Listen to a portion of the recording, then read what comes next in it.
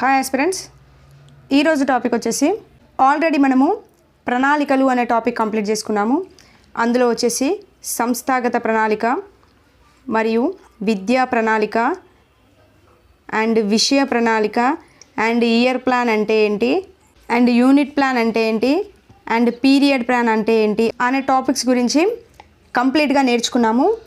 So ఆ topic అనేది చాలా ఇంపార్టెంట్ అని చెప్పాను. ప్రతి టెట్లో ఖచ్చితంగా ఒక బిట్ వచ్చే ఏరియా ఏదైనా ఉంది అంటే ఈ ప్రణాళికలు టాపిక్ అని చెప్పొచ్చండి. సో ఈ ప్రణాళికలు టాపిక్ నుంచి ప్రీవియస్గా పేపర్ 1లో, పేపర్ 2 అండ్ డిఎస్సిలో, టెట్లో పేపర్ 1, పేపర్ 2, డిఎస్సిలో ఈ టాపిక్ నుంచి ఏ బిట్స్ వచ్చాయో ఆ బిట్స్ అన్నిటిని గ్యాదర్ చేసి ఇక్కడ ఎక్స్ప్లెనేషన్ ఇస్తున్నాను. సో అన్నీ కూడా నేను వీడియోలో కవర్ చేశాను.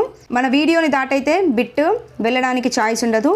సో కంపల్సరిగా ఈ బిట్స్కి సంబంధించిన కంప్లీట్ ఇన్ఫర్మేషన్తో వీడియోస్ అనేవి మన ఛానల్లో అప్లోడ్ చేశాను. ఆ లింక్స్ కూడా డిస్క్రిప్షన్లో ఇస్తాను. తప్పకుండా ఒకసారి విజిట్ చేసి కాన్సెప్ట్ నేర్చుకోండి. కాన్సెప్ట్ నేర్చుకుంటే ఎలాంటి బిట్ వచ్చినా ఈజీగా ఆన్సర్ చేయడానికి ఛాయిస్ ఉంటుంది. ఓకే, వీడియోని స్టార్ట్ చేసే ముందు తప్పకుండా ప్రతి ఒక్కరు వీడియోకి లైక్ చేయండి అండ్ కుదిరితే హై పాయింట్స్ కూడా ఇవ్వడానికి ట్రై చేయండి. అండ్ మన టెలిగ్రామ్ ఛానల్ గ్రూప్ కూడా డిస్క్రిప్షన్లో ఇచ్చాను. ఇంకా ఎవరైనా జాయిన్ అవ్వని వారు ఉంటే జాయిన్ అవ్వండి. సో ఇందులో ఫస్ట్ బిట్ చూడండి. పాఠశాలలో విద్యార్థులకు కల్పించిన వ్యాసంగాలన్నీ కలిపితే అదే విద్యా ప్రణాళిక అని నిర్వచించిన వారు ఎవరు?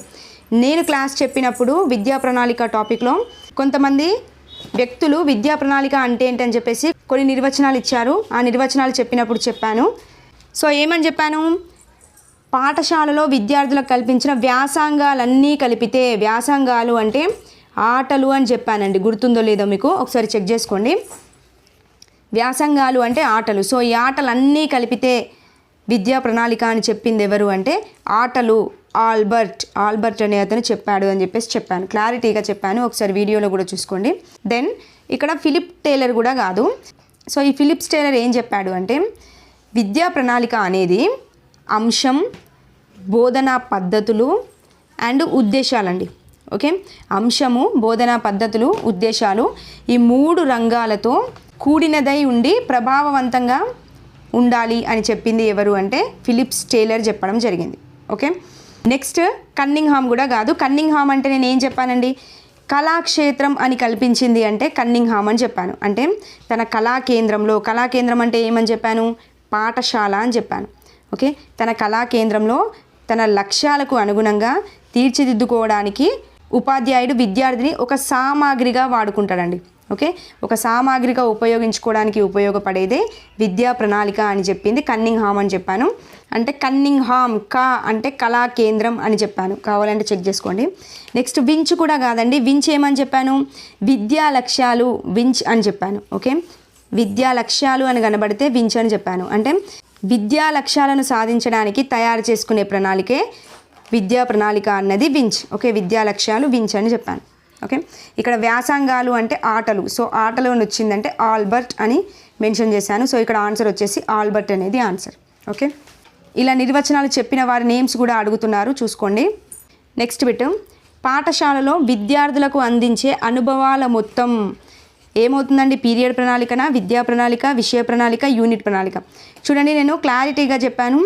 పాఠశాలలో విద్యార్థులకు అందించే అనుభవాల మొత్తం ఏమవుతుంది అంటే విద్యా ప్రణాళిక అవుతుందని చెప్పాను. ఎందుకు?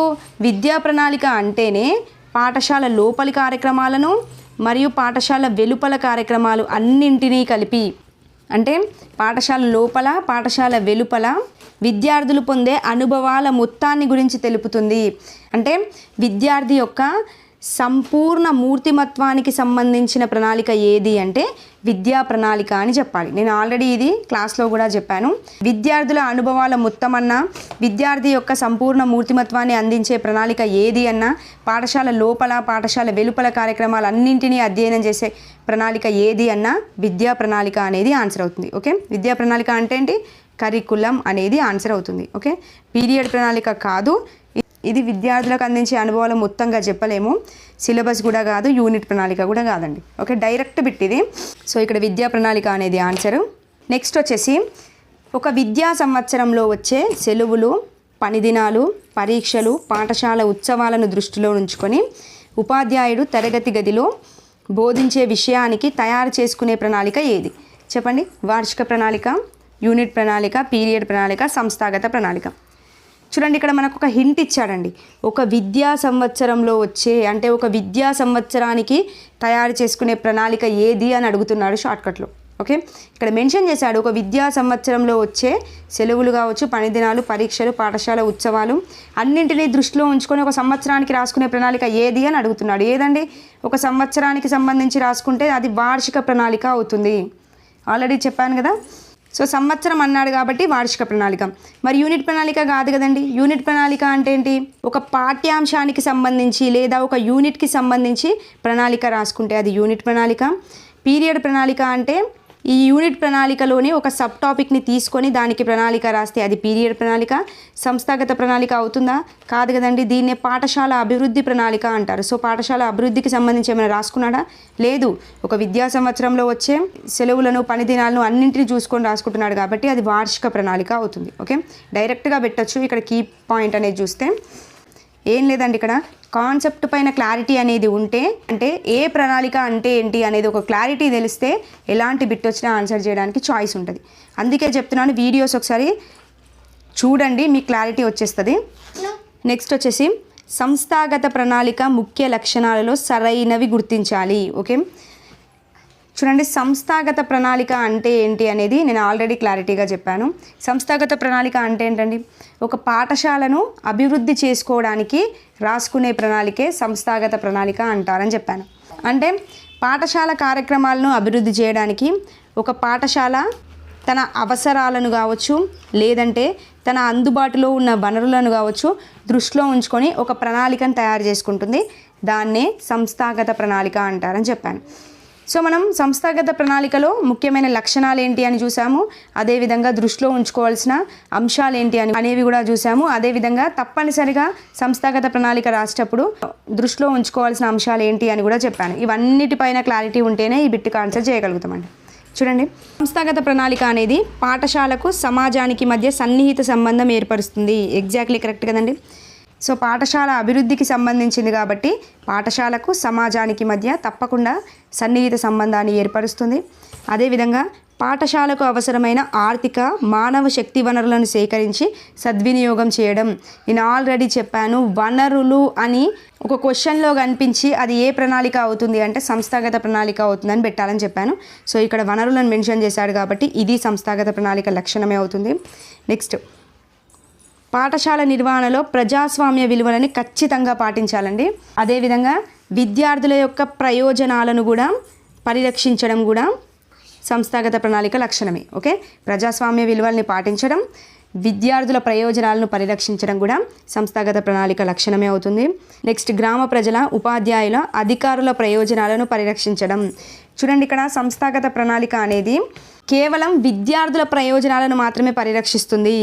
గ్రామ ప్రజలు, ఉపాధ్యాయులు, అధికారుల ప్రయోజనాలను పరిరక్షించాల్సిన అవసరం ఉండదు. సో ఇది తీసేయచ్చు.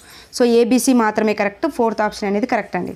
ఓకే, చూడండి, ఇన్ఫర్మేషన్ తెలిస్తేనే ఈ బిట్కి ఆన్సర్ చేయొచ్చండి. నెక్స్ట్ బిట్ వచ్చేసి విద్యా ప్రణాళిక నిర్మాణ సూత్రాల్లో చేరని అంశం. చూడండి, విద్యా ప్రణాళిక మీద 2 బిట్స్ పడ్డాయి. విద్యా ప్రణాళికకు సంబంధించి కొన్ని సూత్రాలు ఉంటాయి, అందులో ఏ అంశం చేరదు అని చెప్తున్నాడు. ఇది ఈజీగా ఐడెంటిఫై చేసి చెప్పొచ్చు. విద్యా ప్రణాళిక అనేది విద్య ఉపాధ్యాయ కేంద్రీకృతంగా ఉండడం అంట. కరికులం అనేది ఉపాధ్యాయుని కేంద్రీకృతంగా ఉంటుందా, విద్యార్థి కేంద్రీకృతంగా ఉంటుందా అండి? విద్యార్థి కేంద్రీకృతంగా మాత్రమే ఉండాలి. ఇవి ఉపాధ్యాయ కేంద్రీకృతంగా ఉండకూడదు కదా. సో ఇది తీసేయచ్చు. సో ఇక్కడే చూడండి, ఇదే మనకి ఆన్సర్ అవుతుంది. నెక్స్ట్, విద్య ఉత్తమ పౌరులుగా తీర్చిదిద్దడం కరెక్టే అవుతుంది. విద్యార్థి కేంద్రీకృతంగా ఉండాలి, ప్రగతికి బాటలు వేయడం అనేది కూడా కరెక్టే అవుతుంది. సో ఉపాధ్యాయ కేంద్రీకృతం అనేది నెగిటివ్ అక్కడ. సో అదే మనకి ఆన్సర్ అవుతుందండి. ఒక విద్యా సంవత్సరంలో చూడండి, ఇక్కడే పాయింట్ దొరికింది. ఒక విద్యా సంవత్సరం అంటున్నాడు. ఒక తరగతికి నిర్ణయించిన పాఠ్య ప్రణాళికలోని అంశాలను నెలల వారీగా విభజించే ప్రణాళిక. చూడండి, 2 మనకి ఇక్కడ కీ పాయింట్స్ ఉన్నాయి. ఒక విద్యా సంవత్సరం అంటే సంవత్సరం మొత్తానికి రాసుకునేది, అండ్ దాంట్లో నెలల వారీగానే కదండి విభజించి రాస్తాం. అంటే ఏ నెలలో ఏమి బోధించాలి అనేది విభజించుకొని రాస్తాం కదా. సో అదే ప్రణాళిక అవుతుంది. ఒక సంవత్సర కాలానికి నెలల వారీగా విభజించుకొని రాస్తే అది వార్షిక ప్రణాళిక అవుతుంది కదండి. ఎంత ఈజీగా ఐడెంటిఫై చేసి పెట్టవచ్చు చూడండి. సమగ్ర పథకం కాదు, అంటే యూనిట్ పథకం అండి. యూనిట్ పథకం కాదు, పాఠ్య పథకం కాదు, విద్యా ప్రణాళిక కూడా కాదండి. ఓకే, సో వార్షిక ప్రణాళిక అనేది ఆన్సర్ అవుతుంది. నెక్స్ట్ వచ్చేసి సంస్థాగత ప్రణాళిక ముఖ్య లక్షణం కానిది. చూడండి ఇందాక కూడా ఇదే వచ్చింది కదండి, రెండు సార్లు రిపీట్ అయింది, కాకపోతే కొంచెం ఆప్షన్స్ చేంజ్ చేశాడు అంతే. చూడండి సంస్థాగత ప్రణాళిక అనేది పాఠశాలకు సమాజానికి మధ్య డెఫినెట్గా సన్నిహిత సంబంధాన్ని ఏర్పరుస్తుంది. నెక్స్ట్ ఉపాధ్యాయుల ప్రయోజనాలకు అధిక ప్రాధాన్యతనిస్తుంది. ఎవరి ప్రయోజనాలను పరిరక్షిస్తుందండి ఇది? విద్యార్థుల ప్రయోజనాలను మాత్రమే పరిరక్షిస్తుంది. అధిక ప్రాధాన్యత ఉపాధ్యాయుల పరిరక్షణకి అసలు ఇవ్వదు. కాకపోతే ఉపాధ్యాయులు ఎంతమంది ఉన్నారు అండ్ ఉపాధ్యాయులకు అవసరమైన శిక్షణ కార్యక్రమాలు ఏంటి అనేది చూస్తుందే తప్ప వారి ప్రయోజనాలకి అధిక ప్రాధాన్యత అసలు ఇవ్వదండి. సో ఇదే మనకి ఇక్కడ కరెక్ట్ ఆన్సర్ అవుతుంది. ఓకే, కానిది కాబట్టి ఇదే కాదు. సో పాఠశాలకు అవసరమైన ఆర్థిక మానవ వనరులను సేకరించి సద్వినియోగం చేసుకోవడం. చూడండి వనరులు అని వచ్చింది. సో ఈ సంస్థాగత ప్రణాళికలోని లక్షణమే. ప్రజాస్వామ్య విలువలను పాటించడం కూడా సంస్థాగత ప్రణాళిక లక్షణమే. సో ఇక్కడ కానిది ఏది అని అడిగాడు కాబట్టి ఇది కాదు మనకు. ఓకే, ఇవ్వండి టోటల్గా 7 బిట్స్ గ్యాదర్ చేశాను. ఒక్కో సెషన్లో పడుతుంది బిట్టు, ఈ టాపిక్ నుంచి ఒక్కో సెషన్లో పడదు, కానీ మ్యాక్సిమం పడడానికి చాయిస్ ఉండే ఏరియా ఏదైనా ఉంది అంటే ఈ టాపిక్ అని చెప్పుకోవచ్చు. ఇదొకటి, TLM ఒకటి అండ్ LSRW నుంచి ఒక బిట్టు పడుతుంది అండ్ ఎవాల్యూషన్ నుండి పడడానికి చాయిస్ ఉంటుంది. అదేవిధంగా భాష యొక్క లక్షణాలు ఏంటి, భాషోత్పత్తి వాదాలు ఏంటి, దీని నుంచి కూడా బిట్టు పడడానికి చాయిస్ ఉంటుందండి. ఓకే, ఇవ్వండి. వీడియో మీకు యూస్ఫుల్గా అనిపిస్తే మాత్రం తప్పకుండా లైక్ చేయండి అండ్ నెక్స్ట్ వీడియోలో మళ్ళీ కలుద్దామండి. థ్యాంక్ యూ అండి. Thank you for watching.